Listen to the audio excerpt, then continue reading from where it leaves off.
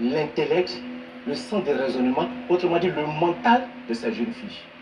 Pourtant, il y a beaucoup de marabouts qui ont tenté de stopper le problème et ils n'y sont pas parvenus. Pourquoi? L'exorcisme, c'est quoi? Celui qui fait le métier, mais c'est trop simple, le mot est mal employé, d'exorciste, doit être d'abord un expert en démonologie et en angéologie. Ça, ce sont les disciplines qui font de l'être humain un exorciste. Tu dois parfaitement connaître les esprits en diamétique angélique, donc positifs, et les esprits négatifs d'un royaume donné. Il n'est pas exorcisme qui veut, mais qui a suivi un véritable entraînement pendant de nombreuses années.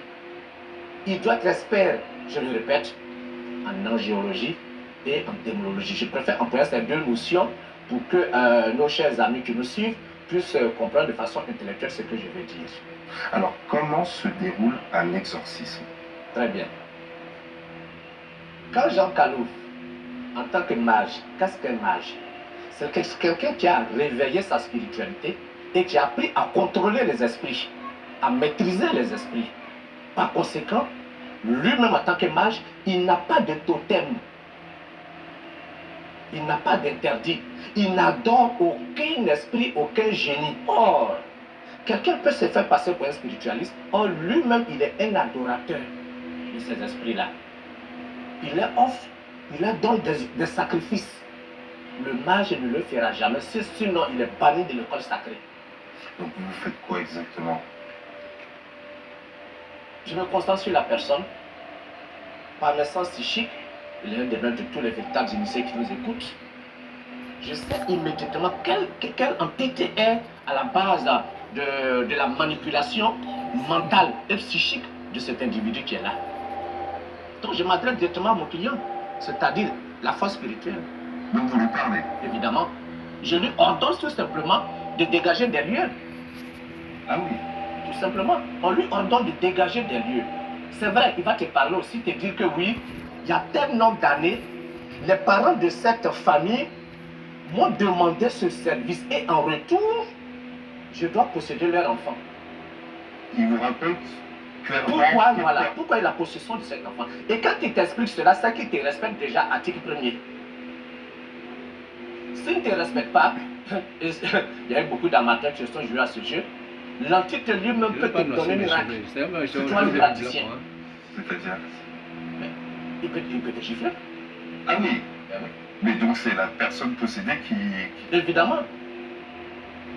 Et beaucoup finissent leur vie aveugle, par exemple, ou avec des infirmités, point de suspension. Durant l'exorcisme, la personne qui est exorcisée, est-ce qu'elle a des douleurs? Est-ce qu'elle a mal? Dans l'imaginaire, c'est ce qu'on se dit en fait. On a l'impression que c'est des personnes qui crient. Oui. C'est ce que j'ai en tête. Tout à fait. Ça se passe comme ça? Oui, ça se passe à plus de 70%, ça se passe comme ça. Pourquoi?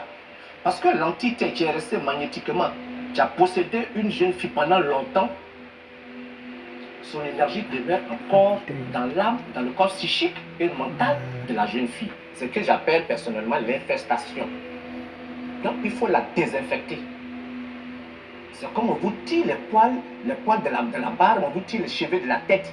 Et évidemment, vous allez réagir d'une certaine manière.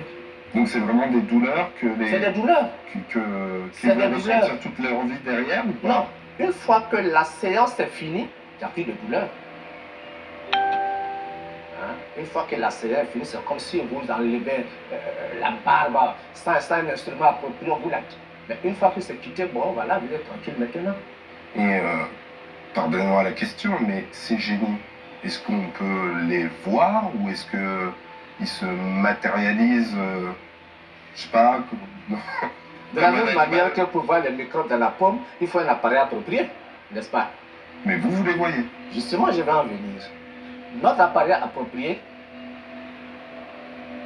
le troisième œil, la clairvoyance. L'homme a 5 sens physiques.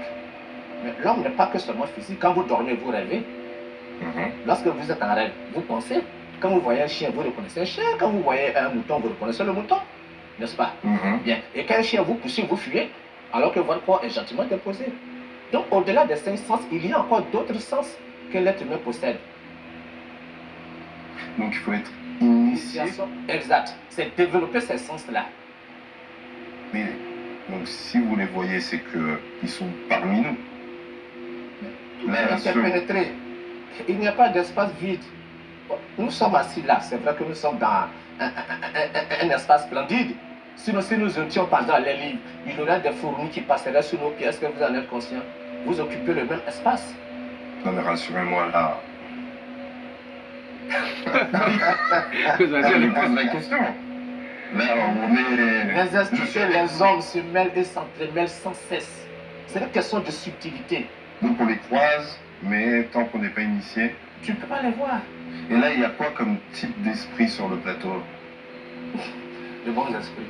Puisque vous n'avez pas de problème avec cet espace apparemment invisible. Bon, bah, si c'est des bons esprits, on va les laisser continuer leur chemin. Ben oui, tranquillement. Merci pour votre témoignage, Maj Jean Calou. Merci à vous.